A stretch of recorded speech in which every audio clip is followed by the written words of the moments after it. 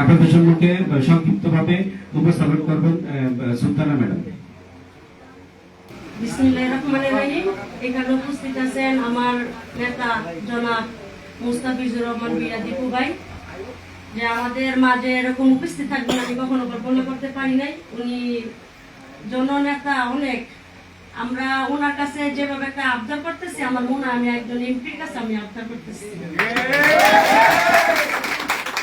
তো আমার বিষয়টা হচ্ছে গিয়া ভাই, আমার এলাকার যে মিল ইন্ডাস্ট্রি আছে, এখানে আমার যে স্থানীয় লোক ওরা চাকরি পায় না, তাদের স্থানীয় ঠিকানা বললে ওরা চাকরি দেয় না, বলে যে এখানের এলাকার মানুষ গন্ডগোল করবো, এই জন্য চাকরি দেয় না। আগে দেখে আইডি কার্ড ঠিক আছে কিনা, অন্য দেশের আইডি কার্ড দিয়ে আমাদের এখানে চাকরি করতে হয়।